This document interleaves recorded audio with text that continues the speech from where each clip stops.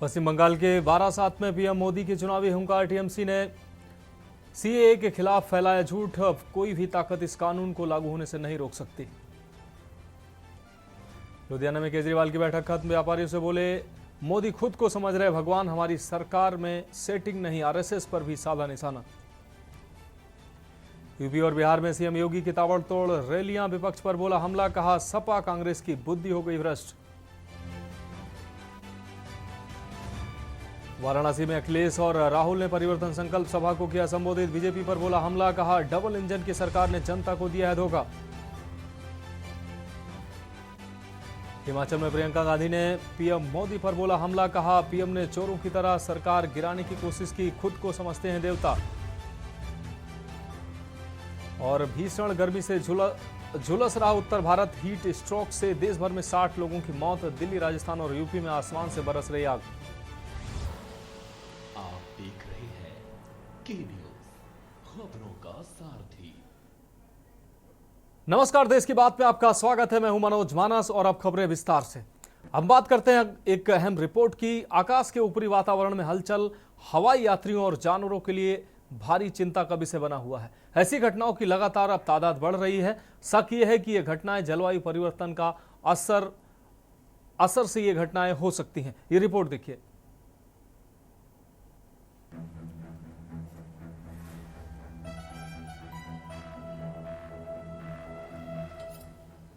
आकाश के ऊपरी वातावरण में हलचल हवाई यात्रियों और जानकारों के लिए भारी चिंता का विषय है। ऐसी घटनाओं की तादाद बढ़ रही है। शक है कि ये घटनाएं जलवायु परिवर्तन का असर हैं। रविवार को दोहा से डबलिन जा रहे कतर एयरवेज के विमान को ऐसे ही हलचल का सामना करना पड़ा, जिसमें 12 यात्री घायल हो गए। 24 मई को लंदन से सिंगापुर जा रही सिंगापुर एयरलाइंस को गंभीर हलचल का सामना करना पड़ा। इससे एक यात्री की मौत हो गई और दर्जनों गंभीर रूप से घायल हो गए। जानकार हलचल की घटनाओं का रिश्ता बढ़ते ग्लोबल टेम्परेचर को बता रहे हैं। उनका कहना है कि गर्म हवा से वायुमंडल में ज्यादा हलचल होती है। Due to the climate change and global warming, we are experiencing more frequent air turbulence, and intensity of severe turbulence is also on rise.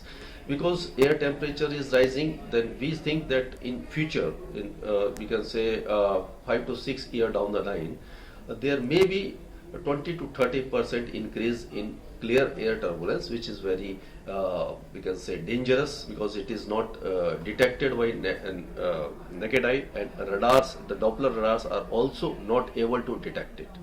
So we can say we have to find the ways to detect it and counter it. साफ हवा में हलचल बिना बादलों के होती है। ये घटना अचानक होती है। इस खतरे को पहचानने और इससे निपटने के लिए उन्नत तरीकों की जरूरत है। जलवायु परिवर्तन का असर पूरी दुनिया के मौसम पर पड़ रहा है। विमानन उद्योग को भी नई चुनौतियों का सामना करना पड़ रहा है। यात्रियों और चालक दल की सुरक्षा के लिए नई टेक्नोलॉजी और बेहतर ट्रेनिंग की जरूरत है। 2 years back, there was a SpiceJet aircraft which encountered turbulence and one person died. So that was an accident. When again, due to a faulty weather radar, the pilots could not detect the weather. So they flew inside the thunderstorm, and the whole aircraft was wrecked. So similarly here, thunderstorms are there around the world. So it is on the crew and the training and the upkeep of the aircraft to the modern fittings, which can prevent such accidents. जानकारों का अनुमान है कि जलवायु में बदलाव के साथ आकाश में हलचल की घटनाएं और बढ़ेगी। इस समस्या को दूर करने के लिए नए शोध और उन्नत सुरक्षा उपायों की इतनी जरूरत कभी महसूस नहीं हुई। विमानन समुदाय को इन चुनौतियों से निपटने के लिए मिलकर काम करना होगा, ताकि आसमान में चालक दल और यात्री सुरक्षित रहें।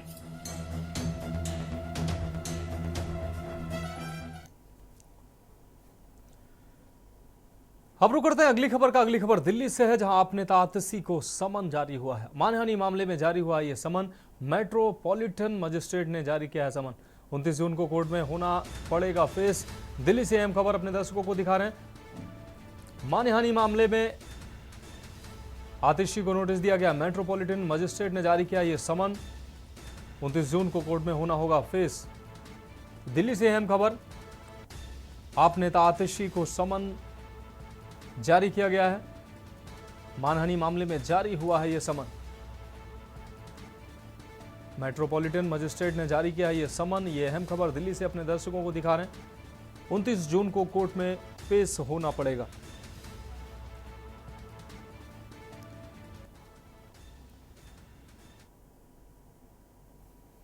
अब रुक करते हैं अगली खबर का। मध्य प्रदेश में वोटों का अनुमान लगाओ और 2000 के खास नोट पाओ स्कीम मतदाताओं को लुभा रही है।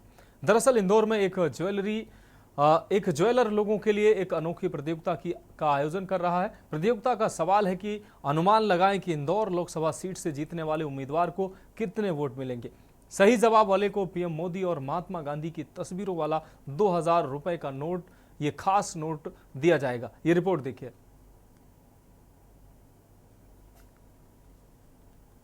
मध्य प्रदेश के इंदौर में एक ज्वेलर लोगों के लिए एक अनोखी प्रतियोगिता का आयोजन कर रहा है। प्रतियोगिता का सवाल है कि अनुमान लगाएं कि इंदौर लोकसभा सीट से जीतने वाले उम्मीदवार को कितने वोट मिलेंगे। सही जवाब वाले को पीएम मोदी और महात्मा गांधी की तस्वीरों से सजा 2000 रुपए का खास नोट दिया जाएगा। ज्वेलर को उम्मीद है कि इससे चुनावों को लेकर लोगों में दिलचस्पी बढ़ेगी। जैसा कि हमने अभी देखा है कि मतदान इस बार कम थोड़ा सा हुआ है, रुझान कम हुआ है, तो इसमें हम एक मैसेज के रूप में भी ये कहना चाहेंगे कि आगे मतदान ज़्यादा से ज़्यादा हो। और अगर ऐसा मौका अगले 5 साल बाद फिर मिलता है तो हम इस प्रकार की प्रतियोगिता में 51 की जगह 100 लोगों का नाम भी हम प्रविष्टियों में रख सकते हैं कि उनको हम ज़्यादा से ज़्यादा कहें, जिससे मतदान भी ज़्यादा हो और वोटिंग भी ज़्यादा हो। अब तक सैकड़ों लोग अपना अनुमान दर्ज करा चुके हैं। कहीं पर भी पूरे देश में अभी तक सोशल मीडिया के माध्यम से हम मोबाइल दिन भर चलाते हैं, बिल्कुल उसमें देखा नहीं, कहीं सुना भी नहीं गया है कि ऐसी कोई प्रतियोगिता हुई है। मैंने भी प्रतियोगिता में भाग लिया है और अपना भी एक अंक उसमें मैंने सबमिट किया है। अब देखते हैं, किस्मत से हमको हमारा नंबर आता है नहीं, क्योंकि 51 लोगों को ये पुरस्कार वितरित करेंगे। और विशेष बात यह है कि इस नोट में हमारे गौरवमय प्रधानमंत्री जी का चित्र रहेगा। जीतने वालों के नाम 4 जून को चुनाव नतीजे आने के फौरन बाद बताए जाएंगे। अब रुक करते हैं अगली खबर का। अगली खबर बिहार से है। जदयू के राष्ट्रीय अध्यक्ष एवं मुख्यमंत्री नीतीश कुमार ने एक बार फिर लालू प्रसाद यादव पर परिवारवाद पर हमला बोलते हुए कहा है कि लालू प्रसाद को सिर्फ अपने परिवार से मतलब है, जबकि पूरा बिहार ही मेरा परिवार है। हमें पूरे बिहार की चिंता है, लेकिन लालू प्रसाद यादव को सिर्फ अपने परिवार की चिंता है। नालंदा में सीएम का लालू परिवार पर हमला करते हुए उन्होंने कहा कि काम हमारी सरकार ने किया है और क्रेडिट कोई और ले रहा है। पहले खुद फिर पत्नी को सीएम बनाए, अब 2 बेटियों को चुनाव लड़ा रहे हैं। मुख्यमंत्री नीतीश कुमार आज नालंदा के अस्थामा के वोनर में जदयू प्रत्याशी कौशलेंद्र कुमार के पक्ष में चुनावी जनसभा को संबोधित कर रहे थे। अभी सबको जो मौका मिला 15 साल का, तो अपने 7 साल में हट रहा था, तब अपनी बीवी को बनवा दिया। अब पैदा क्या को किया? 7 गो बाल बच्चा पैदा किया है? इतना बाल बच्चा पैदा करने वाला कै गो है बिहार में है? कितना ज्यादा बेटी को बेटा को यही करा रहा है। तो आप जरा समझ लीजिए कि इन लोगों को जो 2005 के पहले तक का मौका था, तो क्या हुआ कि हम लोग तो पूरा का पूरा काम किए, और जो काम नहीं किया है वही अनाप शनाप करता है। तो सारा काम कोई भी है, सब लोग इसको समझें। तो हम लोग तो यही कहने आए हैं कि भाई हम लोग तो रात दिन काम करते हैं, और हम लोगों का कुछ है जी? आप जरा बोलिए तो, हम लोगों का कोई है? कुछ लोग जो राज करने की कोशिश करता है, बाल बच्चा परिवार को करता, हम लोगों का है कोई परिवार का? अब रुक करेंगे अगली खबर का। हिंदू कैलेंडर के ज्येष्ठ महीने में पड़ने वाले सभी मंगलवारों को बड़ा मंगल माना जाता है। मान्यताओं के मुताबिक मंगल हनुमान जी का खास दिन होता है, इसलिए बड़े मंगल का दिन श्रद्धालुओं के लिए खास भी होता है। बड़े मंगल के मौके पर लखनऊ में बजरंगबली के भक्त हनुमान सेतु मंदिर में बड़ी संख्या में उमड़े।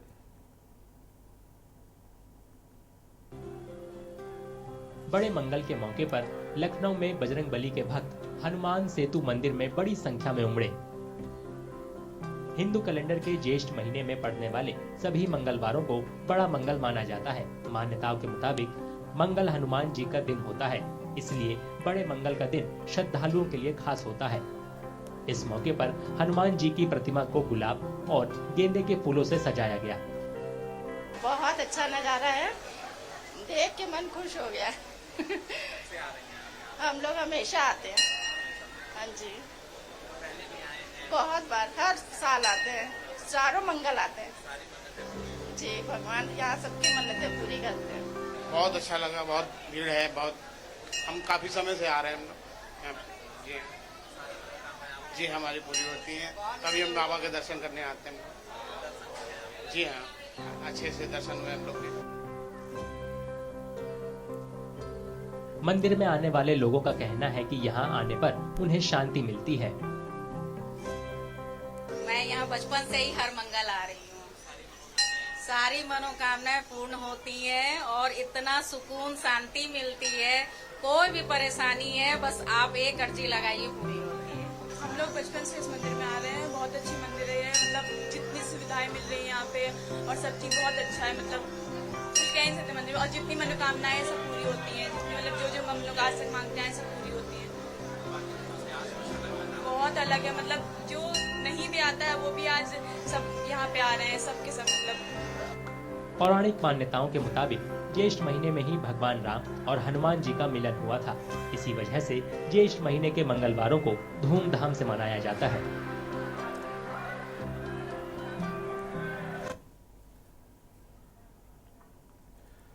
अब रुक करेंगे अगली खबर का। गाजीपुर से अगली खबर है, जहां गृह मंत्री अमित शाह का रोड शो कल होना है। 7वें और अंतिम चरण के लिए अमित शाह प्रचार करेंगे। मिश्रा बाजार से नखास तक करेंगे रोड शो। 2 किलोमीटर तक रोड शो कर भाजपा के पक्ष में माहौल बनाएंगे और बीजेपी प्रत्याशी के पक्ष में वोट की अपील करेंगे, समर्थन भी जुटाएंगे।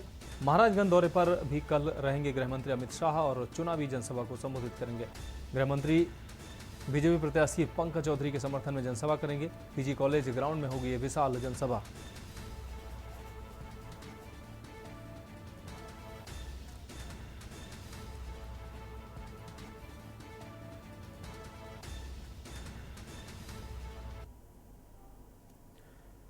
अब रुक करते हैं अगली खबर का, चंदौली से अगली खबर, जहां उप मुख्यमंत्री केशव प्रसाद मौर्य की जनसभा बीजेपी प्रत्याशी डॉक्टर महेंद्र पांडे के लिए उन्होंने वोट मांगे। जनसभा में सपा, कांग्रेस और बसपा पर उन्होंने जमकर हमला बोला और कहा कि अखिलेश यादव लगाने जा रहे हैं हार का चौका। हार के डर से अखिलेश का बिगड़ा मानसिक संतुलन। गुंडे वाली सपा अब और टिकट बेचने वाली बसपा। मौर्य ने ये बातें कही। कांग्रेस की बैठक पर उप मुख्यमंत्री ने चुटकी ली है। कहा हार का ठीकरा मल्लिकार्जुन खड़गे पर फूटेगा। तो गुंडे वाली सपा और टिकट बेचने वाली बसपा उन्होंने कहा। कांग्रेस की बैठक पर मुख्यमंत्री ने चुटकी भी ली।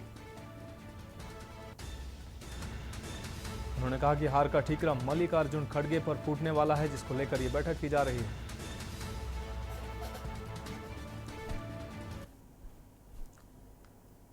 अब रुक करेंगे अगली खबर का, सोनभद्र से अगली खबर, जहां बीएसपी नेता हरिराम चेरो का एनडीए प्रत्याशी को समर्थन हुआ है।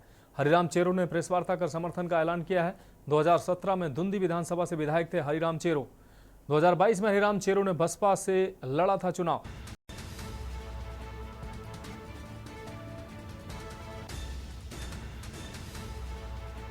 तो सोनभद्र से अहम खबर, बीएसपी नेता हरिराम चेरो का एनडीए प्रत्याशी को समर्थन दिया गया है। हरिराम चेरो ने प्रेस वार्ता कर समर्थन का ऐलान किया है।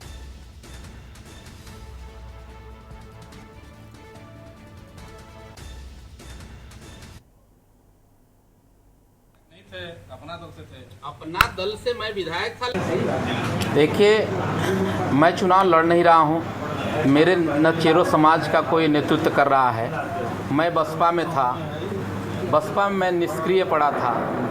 ऐसे में मेरे वोटर जो है तितिर बितिर हो रहे थे। मुझ बड़ा असमंजस की स्थिति में फंसे हुए थे कि हम लोग जाएँ तो जाएँ कहाँ।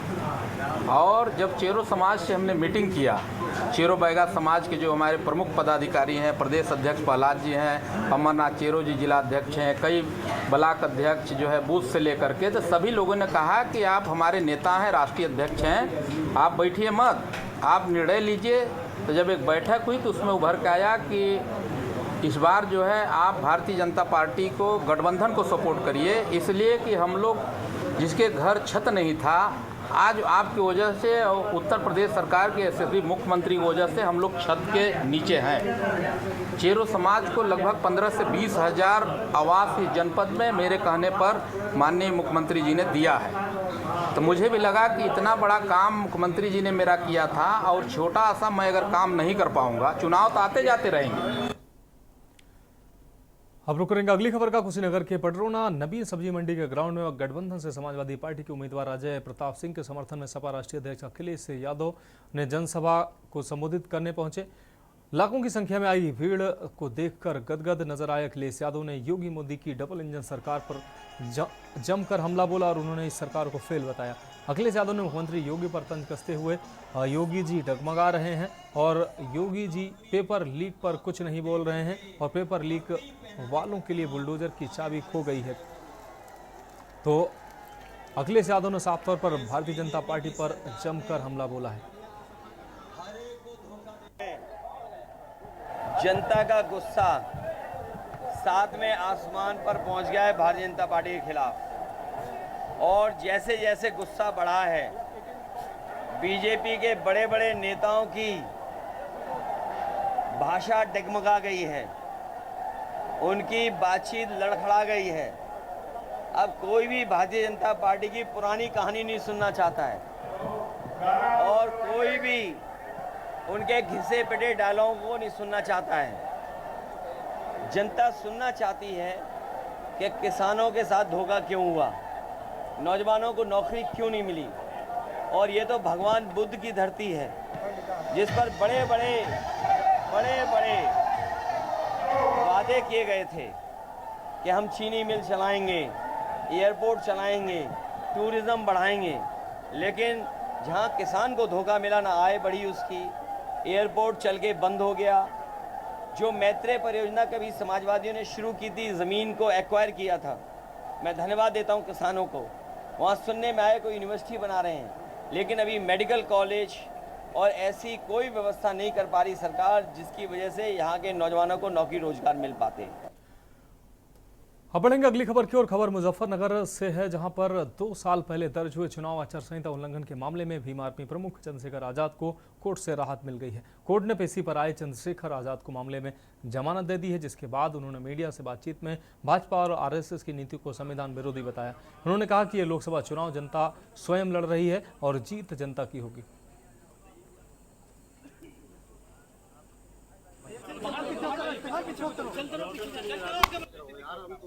देखिए, आपको याद होगा जिला पंचायत का चुनाव हुआ और उस जिला पंचायत के चुनाव में पहले दिन से लेके किसी का पर्चा खारिज कराओ, किसी को जबरदस्ती डरा के बिठाओ, और जो नहीं डर पाए, जो चुनाव लड़ने काम किया, उन पे पुलिस के जरिए जिस तरह से उनको दबाव में लेने काम किया, झूठे मुकदमे, तमाम चीजें मेरे अच्छी तरह याद है कि मैं अपने प्रत्याशियों के समर्थन में आया था। कोरोना काल था, बड़े नेताओं ने फोन किया पुलिस के लोगों को कि चंद्रशेखर को प्रचार न करने दो। 3 गाड़ियों से हम लोग प्रचार कर रहे थे, परमिशन का कार्यक्रम था, सब कुछ, लेकिन पुलिस ने झूठे मुकदमे लिखे अपने नेताओं को, सरकार के नेताओं को खुश करने के लिए। उन्हीं का परिणाम। तो आज मैं जहां माननीय न्यायालय में एक मुकदमे में अपनी बेल के लिए जो है आया था, और माननीय न्यायालय का मैं धन्यवाद करूंगा कि उन्होंने हमारी बेल अर्जी स्वीकार की और हमें बेल। अब बढ़ेंगे अगली खबर की ओर। भारतीय जनता पार्टी के सांसद लल्लू सिंह ने कहा कि देश में किसी की हिम्मत और हैसियत नहीं कि अयोध्या के राम मंदिर में ताला लगा सके। उन्होंने दावा किया कि सपा से बागी नेता नारद राय के भाजपा में आने से भाजपा का प्रभाव बढ़ेगा और भाजपा भारी मतों से चुनाव में जीत हासिल करेगी। बलिया पहुंचे अयोध्या से भारतीय जनता पार्टी के सांसद लल्लू सिंह ने मीडिया से बातचीत में भाजपा द्वारा इंडिया गठबंधन की सरकार बनने पर राम मंदिर में ताला लग जाने के आरोपों पर प्रतिक्रिया व्यक्त करते हुए कहा कि इस देश में किसी की हिम्मत और हैसियत नहीं कि अयोध्या के राम मंदिर में ताला या किसी प्रकार का प्रतिबंध लगा सके। उन्होंने कहा कि जब मुलायम सिंह ने कहा था कि यहाँ परिंदा भी पर नहीं मार सकता, तब लाखों लोग अयोध्या में घुस गए थे, तो अब तो लाखों लाख श्रद्धालु रोज वहां दर्शन करने आते हैं, तो अब कोई क्या ही कर पाएगा।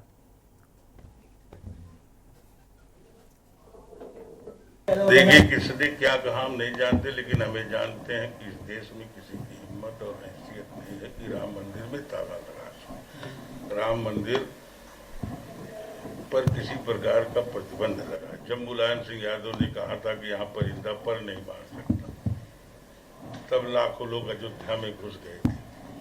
और अब कोई क्या कर पाएगा?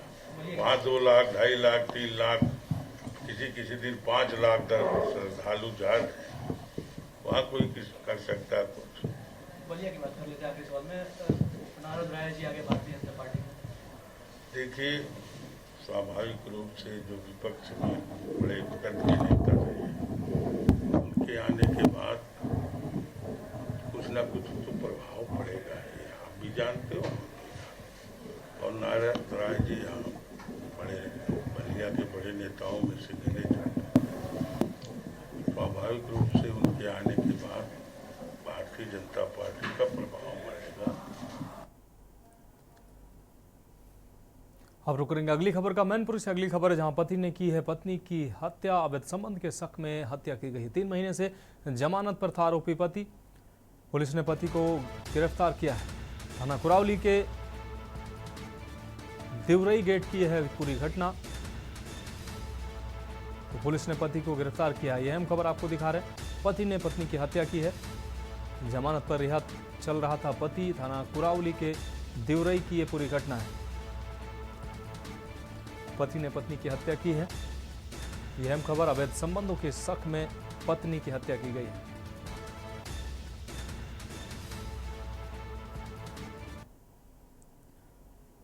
अब रुक करते हैं अगली खबर का। बदायूं से अगली खबर है, जहां लापता किशोर की हत्या पर बवाल देखने को मिला है। परिजनों ने रोड जाम करके हंगामा किया है। परिजनों का लूट के बाद हत्या का आरोप है। 24 मई से लापता किशोर का शव मिला था। परिजनों का पुलिस पर लापरवाही का भी आरोप लगा है। आपको बता दें, आला अधिकारी के आश्वासन पर हटे हैं परिजन। बिसौली थाना क्षेत्र के पिंदारा गांव का यह पूरा मामला है।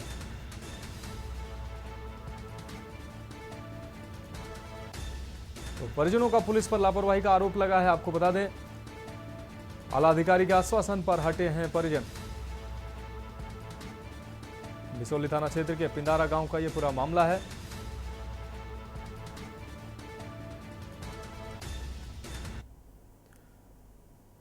अब रुक करेंगे अगली खबर का। उत्तर भारत में गर्मी का सितम अपने चरम पर है। उत्तर प्रदेश भी गर्मी से अछूता नहीं है। यूपी के कई शहरों में तापमान 47 डिग्री के करीब पहुंच चुका है। उत्तर प्रदेश के कई हिस्सों में सोमवार को तेज लू चलती रही। इसका असर रोजमर्रा की जिंदगी पर पड़ता दिखाई दे रहा है। प्रयागराज में तापमान 44 डिग्री के पार पहुंच गया है। लोग गर्मी से बचने के लिए खुद को ढक रहे हैं। वहीं मौसम विभाग की माने तो वेस्टर्न डिस्टर्बेंस की वजह से देश के उत्तरी और पश्चिमी मध्य हिस्सों के 3 दिन बाद कुछ राहत मिल सकती है।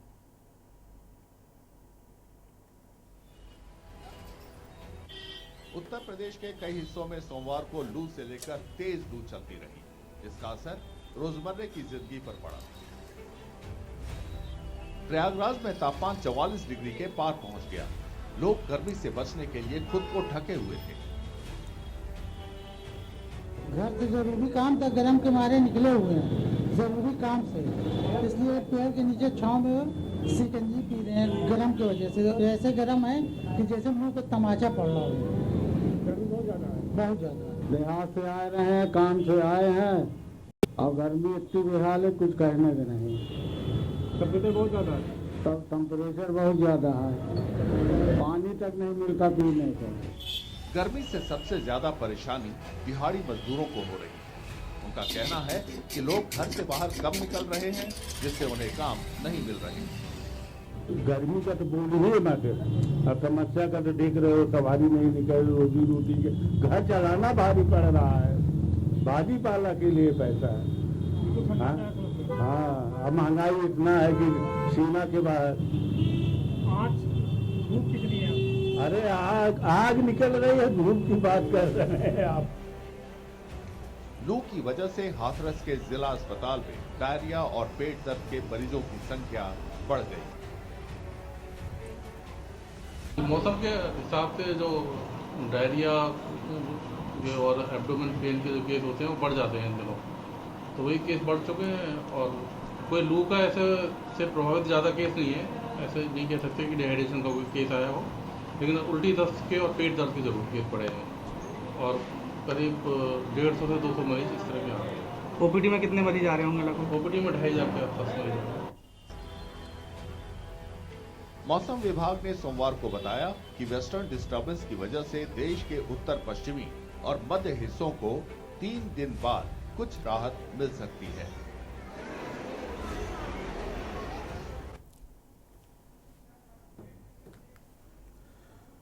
अब बढ़ेंगे अगली खबर की ओर। खबर जालौन से है, जहां दिल्ली और बागपत के अस्पताल में आगजनी की घटना के बाद जालौन का फायर और स्वास्थ्य विभाग अलर्ट मोड पर नजर आ रहा है, जिसमें स्वास्थ्य विभाग ने कड़े निर्देश दिए हैं। आपको बता दें कि दिल्ली और बागपत के अस्पताल में आगजनी की घटना के बाद जालौन का फायर और स्वास्थ्य विभाग अलर्ट मोड पर नजर आ रहा है, जिसमें स्वास्थ्य विभाग ने सख्त आदेश देते हुए बताया कि अगर कोई भी नर्सिंग होम मानक विहीन पाए जाते हैं तो उन पर कड़ी कार्रवाई की जाएगी। वहीं जालौन के उरई नगर में कई प्राइवेट नर्सिंग होम व अस्पताल संचालित हैं, जिसमें मरीजों का इलाज चल रहा है, पर कई ऐसे भी नर्सिंग होम हैं जो मानक विहीन चल रहे हैं, जहां एनओसी के साथ साथ सूत्रों की माने तो फायर की एनओसी तक नहीं है। साथ ही मेडिकल वेस्ट डिस्पोजल मैनेजमेंट की व्यवस्था भी सही नहीं है।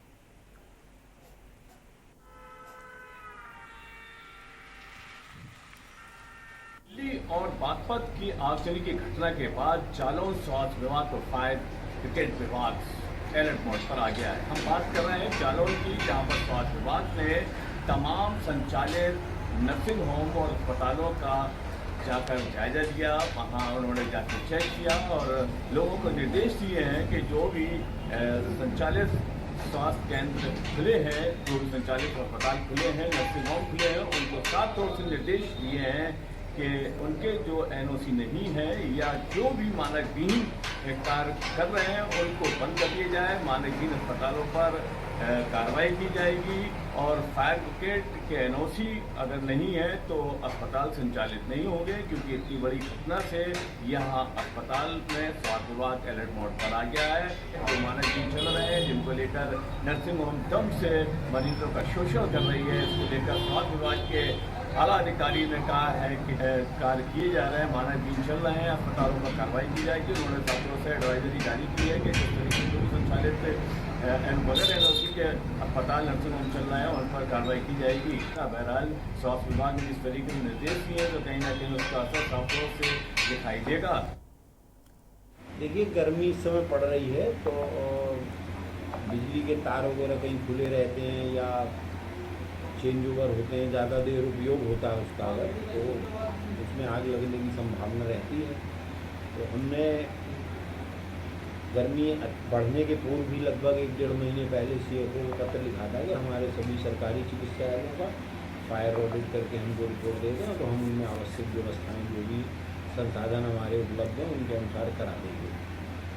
दूसरा, हमने बैठक करके अपने सभी अधीक्षकों और एमआईसीज को निर्देशित किया है कि वो स्वयं अपना देख रहे हैं और सीएफओ को दोबारा हम पत्र लिख के फायर ऑडिट अपने सभी चिकित्सा इकाइयों को करा रहे हैं और प्राइवेट अस्पतालों के लिए भी हम पत्र लिख रहे हैं कि प्राइवेट अस्पतालों में भी देख लें कि मानक के अनुरूप सभी व्यवस्थाएं हैं कि नहीं। तो देश की बात में वक्त एक ब्रेक का है और ब्रेक के बाद जल्द हाजिर होंगे कुछ अहम खबरों के साथ। आप देख रहे हैं के न्यूज, खबरों का सारथी। ब्रेक के बाद देश की बात में एक बार फिर से आपका स्वागत है। अब रुक करते हैं अगली खबर का। खबर मुजफ्फरनगर से है, जहां चिलचिलाती धूप और आसमान से बरसती आग से निपटने के लिए विद्युत विभाग रोज कोई ना कोई कदम उठा रहा है। कहीं ट्रांसफार्मर को ठंडा करने के लिए कूलर लगाए जा रहे हैं तो जिले में ट्रांसफार्मर को नहलाया जा रहा है। ऐसे कारनामों से क्षेत्र की जनता राहत की सांस ले पा रही है और खुद भी बेहद सुकून में है। बिजली विभाग के एसएसओ सुशील कुमार ने बताया कि ये ट्रांसफार्मर को ठंडा रखने के लिए ट्रांसफार्मर को गर्मी से राहत दिए जाने को लेकर ये लाइन बिछाई गई है।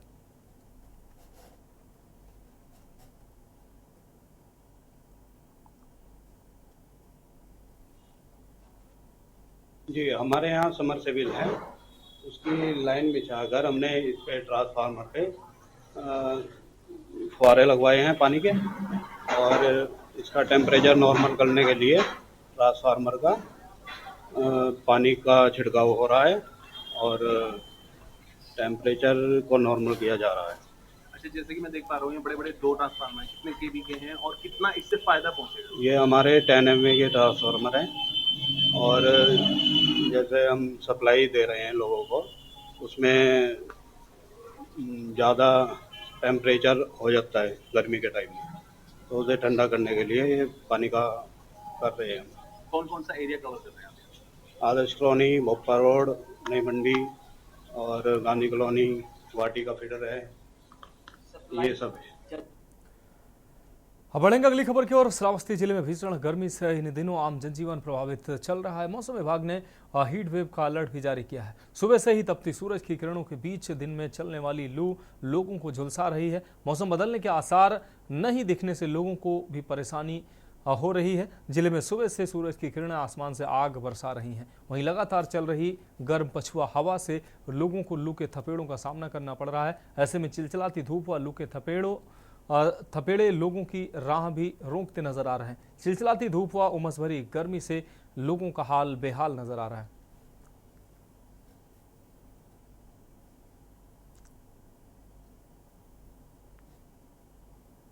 हर बार पे ज़्यादा इस बार गर्मी दिखाई दे रही है, लेकिन कुछ ज़रूरी काम ऐसे हैं कि गर्मियों में निकलना पड़ रहा है। एसी में बैठने के बाद, फोर गाड़ी में बैठने के बाद भी गर्मी ज़्यादा होने के कारण गाड़ी की एसियाँ नहीं काम कर रही हैं और मौसम विभाग ने अपने यहाँ पर हाई अलर्ट भी जारी किया है। गर्मी तो बहुत ज़्यादा पड़ रही है, हर साल से ज़्यादा गर्मी पड़ रही है, लेकिन कुछ मजबूरी है। हम लोग किसान आदमी हैं, अगर जो है खेत ना जाओ जाए या कहीं ना जाओ जाए तो काम नहीं चलने वाला है। लेकिन गर्मी से तो इतना हम लोग परेशान हैं कि क्या बताएं, बहुत ज़्यादा गर्मी पड़ रही है। गर्मी ज़्यादा पड़ रही है, क्या कहेंगे? इतनी गर्मी है भैया कि क्या बताएं। अभी मैं बहराइच गया था, वहाँ से आए हैं, चलना दुश्वार है, हाथ पैर चल रहा है, ऐसा लग रहा है कि आग लगी है।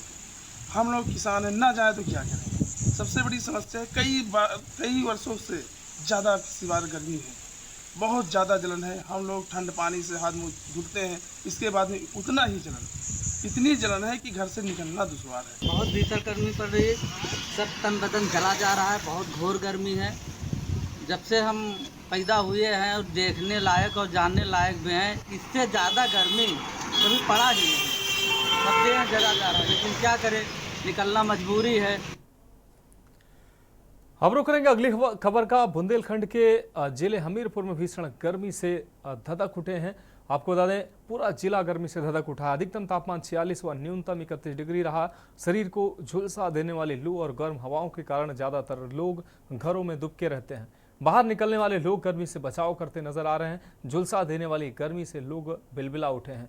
नौतपा में गर्मी बढ़ने से लोग घरों में दुबके हैं। ऐसे में बिजली भी दगा दे रही है। मजबूरी में बाहर निकलने वाले लोग पूरी तरह से शरीर को ढके नजर आते हैं। गांव, कस्बे और शहर सभी में लोगों को गर्मी से बचाव के लिए गन्ने का जूस, लस्सी, आम के जूस सभी पीते नजर आ रहे हैं। वहीं शीतल पेय पदार्थों के स्टॉलों में भी भीड़ देखने को मिल रही है।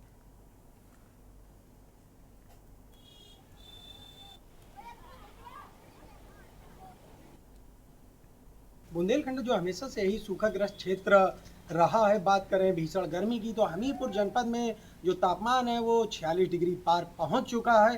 पेड़ों पर बैठने वाले पंछी भी अब मरकर गिरने लगे हैं। वहीं बात करें आम जनमानस की तो आम जनमानस भी इस भीषण गर्मी से बड़ा परेशान नजर आ रहा है। पेय पदार्थों का उपयोग कर रहा है, घर से बाहर निकल में छाता, साफी आदि चीज़ों का भी प्रयोग करता नजर आ रहा है। वहीं बात करें गर्मी को लेकर जो डॉक्टरों की सलाह है, डॉक्टरों ने 12 से 3 का जो समय है उससे घर से बाहर निकलने के लिए मना किया हुआ है। वहीं जो भीषण गर्मी पड़ रही है उससे हीट वेव और हीट स्ट्रोक का भी असर अब हमीरपुर में देखने को मिल रहा है।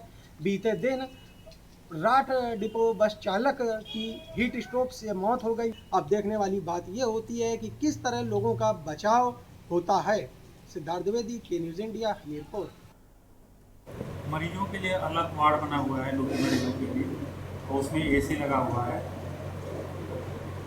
और ये सलाह दी जाती है कि पानी ज़्यादा पिए, लोग धूप में कम निकले और नींबू, चीनी, पानी का शरबत ज़्यादा पिए जिससे पानी की कमी न होने पाए। गर्मी का तो ऐसा प्रभाव है, ये बताइए, मई का महीना है और 47-48 डिग्री टेम्परेचर जा रहा है। सुबह 10 बजे आज 46 डिग्री टेम्परेचर था, जो कि बहुत ज़्यादा होता है। पूरा दिन घर से कितना भी काम क्यों ना हो पर नहीं निकल सकते। यदि निकलेंगे तो लू लपट ऐसे चल रही है कि बीमारी का पकड़ना तय है। गर्मी का इतना भारी प्रभाव पड़ रहा है कि हमारा घर से ऑफिस से निकलना मुश्किल हो चुका है। और यहाँ की नगर पालिका का इतना बुरा हाल है, ना कहीं प्याऊ लगा हुआ है, ना कोई व्यवस्था है। गर्मी से बचाव के लिए क्या उपाय कर रहे हैं? ज़्यादा से ज़्यादा लिक्विड पीजिए, दही का सेवन करिए, गन्ने का जूस पीजिए और खाना कम से कम तला भुना हुआ खाएं। क्या इस शहर में इतनी गर्मी बढ़ रही है कि 8 साढ़े 8 बजे के आसपास तापमान इतना बढ़ जाता है कि बाहर निकलने का बिल्कुल मन नहीं करता, और कुछ काम करना भी पड़ता है तो या तो सुबह टाइम जल्दी कर लो या तो रात में काम करो। बीच का जो समय होता है तो इतना ज़्यादा तापमान होता है कि अगर बाहर आप जा रहे हो या फिर लू लग रही है या फिर आपका डाइजेशन खराब हो रहा है, कुछ ना कुछ समस्याएं हो रही हैं तो लोग बाहर नहीं निकल पा रहे हैं। अगली खबर उत्तर प्रदेश के जालौन से, जहां चिट फंड कंपनी ने करोड़ों का घोटाला कर रफू चक्कर हो गई, जिसको लेकर लोगों ने शिकायत भी की है। उनका कहना है कि चिट फंड कंपनी में हम पैसे जमा करते थे, जिसका मैच्योरिटी पूरा होने पर हमने जब कंपनी से अपना पैसा मांगा तो उन्होंने टालना शुरू कर दिया और एक दिन रातों रात यहां से कंपनी भाग गई।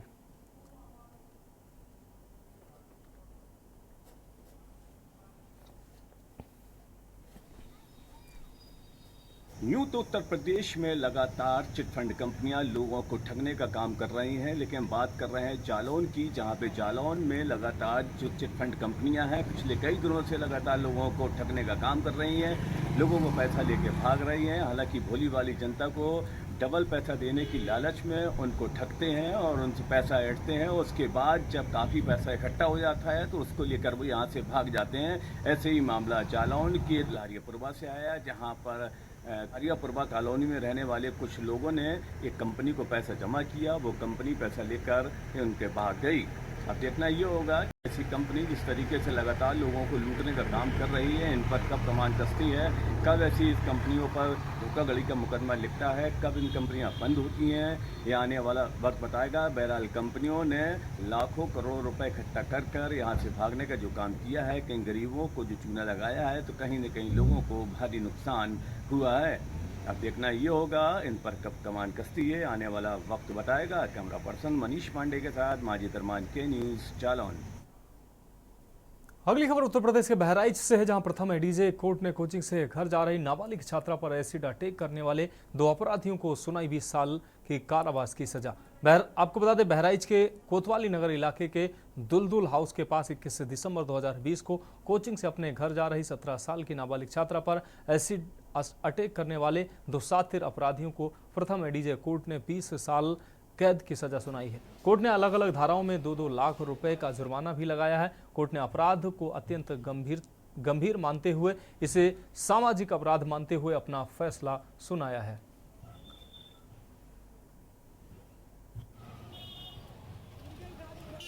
जनपद बहराइच में हम बात कर रहे हैं 17 दिसंबर 2020 की, जहां पर एक छात्रा अपने कोचिंग से घर जा रही थी। नाबालिग छात्रा के ऊपर 2 युवकों ने एसिड अटैक किया था, उसके चेहरे पे तेजाब फेंका था। इसी मामले को लेकर आज एडीजे प्रथम ने एक ऐतिहासिक फैसला दिया है, जिसको उन दोनों दबंगों के ऊपर 20 साल की सजा के साथ 2-2 लाख रुपए का जुर्माना लगाया है। ऐसी सजा जो नाबालिग छात्रा के ऊपर एसिड अटैक की गई थी, उनके नाबालिग छात्रा के घर वालों में खुशी की लहर दौड़ गई है। और वहीं ऐसे मनचले दबंग युवकों को इस तरह नाबालिग छात्रा से कोचिंग या स्कूल जाने के टाइम पे इस तरह की हरकत करने में एक दहशत फैली है। के न्यूज़ से फराज अंसारी, बहराइच। मामला यह है कि जो है एक छात्रा 17 वर्ष उम्र की, जो अपनी कोचिंग से जो है वापस अपने घर जा रही थी, तो जो है पहले से उसके साथ में पढ़ने वाले एक छात्र जो है एहसाम और सद्दाम ने जो है उसके ऊपर जो है सुहेल और पीके बाबा के द्वारा एसिड जो है सल्फ्यूरिक एसिड फेंकवाया था। वो इसलिए कि उसने जो उसके विवाह के प्रस्ताव को स्वीकार कर दिया। इस मामले में आज कोर्ट में सजा सुनाई। आज कोर्ट में जो है विचारण के उपरांत कोर्ट इस जो है नतीजे पर पहुंची कि जो है मुलजिम ने अपराध जो है किया है, अपराध साबित हुआ और गिल्टी होल्ड किया था 17 तारीख में। और आज सेंट क्वांटम पर बहस हुई, इसमें जो है 20 साल की सज़ा और 1 लाख रुपए का जुर्माना मुलजिमानों पर अधिरोपित। अब रुक करेंगे अगली खबर का। दून पुलिस ने चंद्रलोक कॉलोनी स्थित एक घर में हुई लूटपाट मामले का खुलासा किया है। एसएसपी देहरादून ने पुलिस के कार्यालय में प्रेस कॉन्फ्रेंस कर बताया कि इस मामले में पुलिस ने 4 अभियुक्तों को गिरफ्तार किया है। इनके पास से 1100 रुपए की नकदी, 2 मोबाइल, 2 देसी तमंचे के साथ ही घटना में प्रयुक्त कार को पुलिस ने कब्जे में लिया है। एसएसपी अजय सिंह ने बताया कि 20 मई को थाना आपको बता दें डालनवाला पर शिकायतकर्ता प्रणव सोइन निवासी चंद्रलोक कॉलोनी ने थाने में तहरीर दी थी। उनकी अनुपस्थिति में 3 अज्ञात अभियुक्तों के द्वारा उनके घर में घुसकर उनकी माताजी सुमित सोइन व घर के नौकरानी मीता को बंधक बनाकर घर में लूटपाट की थी। पुलिस ने तहरीर के आधार पर जांच शुरू की और आरोपियों को दिल्ली से गिरफ्तार करने में सफलता प्राप्त की। एसएसपी ने बताया कि इस मामले में 3 अन्य आरोपी वांछित चल रहे हैं, जिनकी पुलिस लगातार तलाश कर रही है।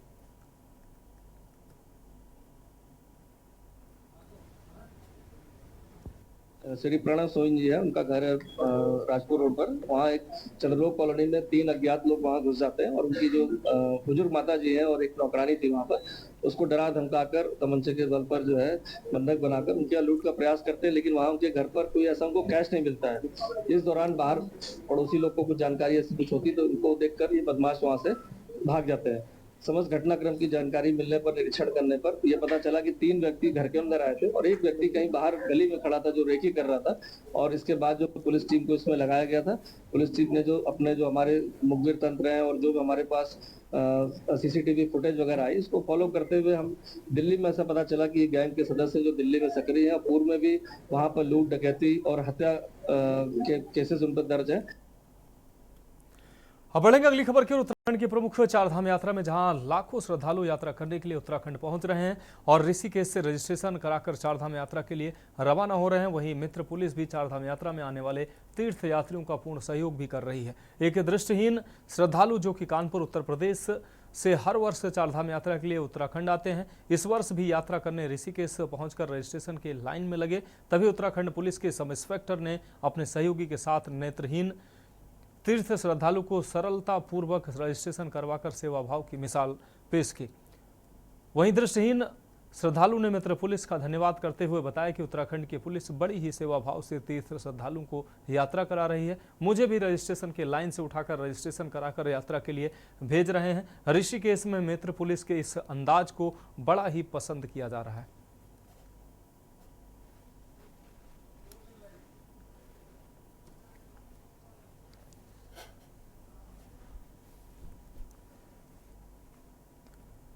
अब रुक करेंगे अगली खबर का। प्रदेश के पहाड़ी हिस्सों में बीते कई दिनों से छिटपुट बारिश के साथ ही मैदानी इलाकों में भीषण गर्मी का कहर जारी है। ऐसे में फिलहाल गर्मी से निजात मिलने की उम्मीद मैदानी इलाकों में कम ही नजर आ रही है। हालांकि मौसम विभाग के मुताबिक 29 मई से प्रदेश के मैदानी हिस्सों में बढ़ रहे तापमान से निजात मिलने की संभावना मौसम विभाग जता रहा है। मौसम विभाग के निदेशक विक्रम सिंह ने कहा कि उत्तर भारत में इन दिनों भीषण गर्मी का कहर जारी है। हालांकि उत्तराखंड की बात करें तो उत्तराखंड के मैदानी इलाकों खासकर देहरादून, हरिद्वार और उधम सिंह नगर में तापमान 40 के पार पहुंच रहा है, जिससे गर्मी का एहसास होने लगा है। वहीं हीट वेव को लेकर अब तक कोई अलर्ट नहीं हुआ है।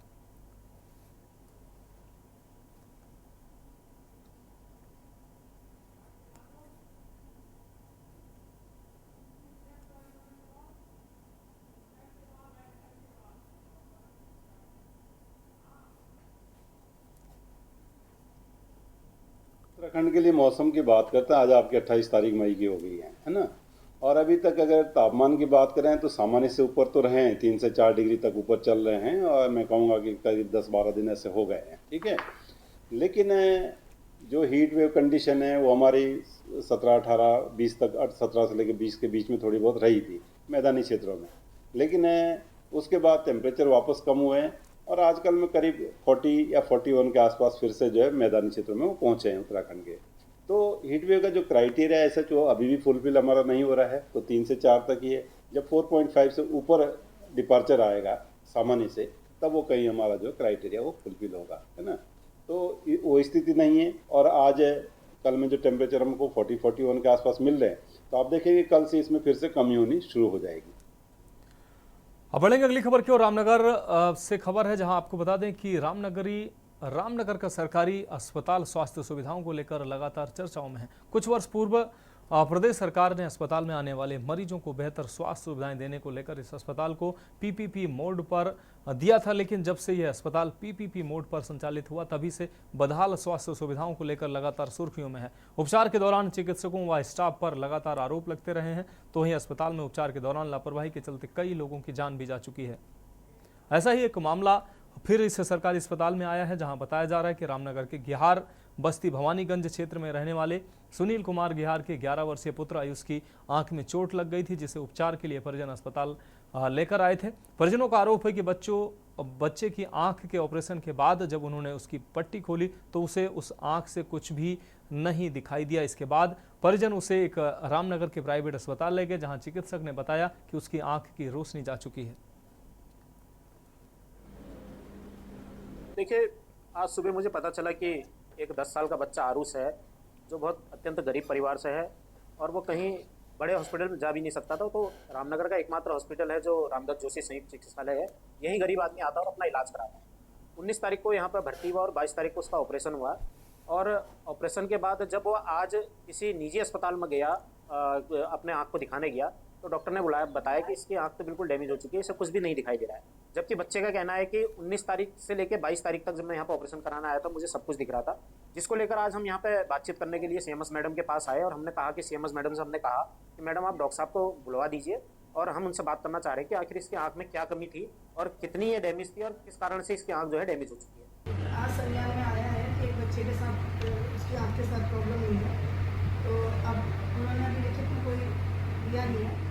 जब लिखित में कोई शिकायत आएगी तो उसके बाद ये जांच करेंगे। जब इसे भर्ती किया, इन्होंने पट्टी उट्टी बांधी, उन्होंने भर्ती करवा दिया। तो उन्होंने ये बोला, फिर हम घर जाने लगे, इन्होंने ये बोला कि जब जाओगे तो तुम वापसी मत आना यहाँ, नहीं तो आज ही करवाओ इसका ऑपरेशन अभी होगा। तो हमने इसे भर्ती कर दी उनको। इन्होंने फिर ऑपरेशन किया सुबह ऑपरेशन करने के बाद दूसरे दिन इन्होंने पट्टी निकाल दी और लकड़ी लगने के बाद भी इसे दिख रहा था सर। अब इसके ऑपरेशन के बाद दिखना बंद हो गया। हम मैं इंसाफ चाहते हैं सर, मेरी बेटे की आँख थी। अब बढ़ेंगे अगली खबर की ओर। शहर के चौराहों की चौड़ीकरण की जद में आ रहे 50 साल से अधिक पुराने लगभग 11 वृक्षों को शिफ्ट किया जाएगा। इन वृक्षों को चिन्हित करने के लिए प्रशासन, वन विभाग और लोक निर्माण विभाग ने संयुक्त सर्वे किया है। डीएम के निर्देशानुसार शहर के प्रमुख 13 चौराहों व तिराहों का चौड़ीकरण एवं विकास किया जाना है। इस चौड़ीकरण में कई सड़कों एवं चौराहों पर पुराने वृक्ष आ रहे हैं। हाल ही में हुई बैठक में डीएम ने इन वृक्षों को काटने के बजाय शिफ्ट करने के निर्देश दिए थे। सिटी मजिस्ट्रेट एपी वाजपेयी के नेतृत्व में प्रशासन, राज्य लोक निर्माण विभाग, वन विभाग की संयुक्त टीम सर्वे भी कर चुकी है, जिसमें मंडी पुलिस चौकी, मंदिर, कालू सिद्ध मंदिर और नारीमन चौक काठ गोदाम शामिल है, जिसमें 50 साल पुराने पीपल पाकड़ के लगभग 11 वृक्षों को चिन्हित किया गया है, जिन्हें गौलापार की गंगापुर कबडाल में निर्माणाधीन गौशाला में रिलोकेट किया जाएगा।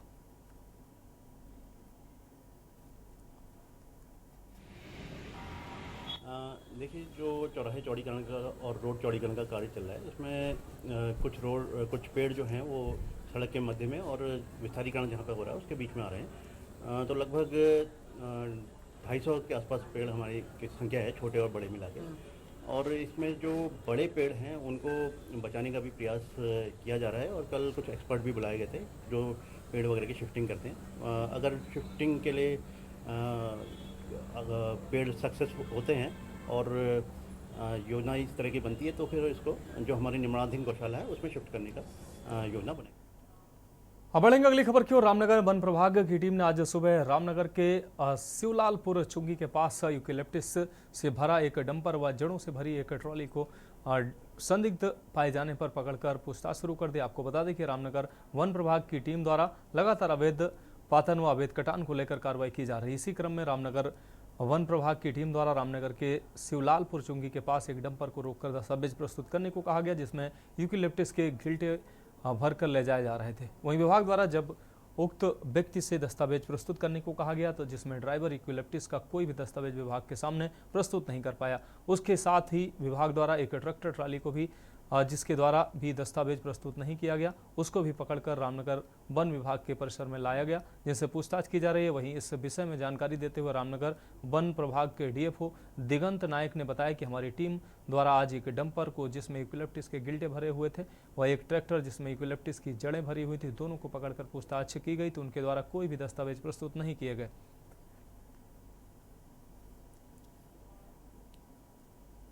हमारी कोसी रेंज में आज एक ट्रैक्टर और एक डंपर पकड़ा गया था जो यूकेलिप्टस का जड़ और यूकेलिप्टस का लट्टे लेके जा रहे थे। उनमें रवन्ना जो था उसमें थोड़ा कमियां पाई गई थी, तो अभी डीएनएम को भी बुलाया गया है क्योंकि जहाँ पे जिस रेंज से आया था उनके कर्मचारी को भी बुलाया गया है। तो अभी जांच चल रही है, जैसे ही इसमें थोड़ा क्लैरिटी आता है उसके ऊपर कार्रवाई किया जाएगा।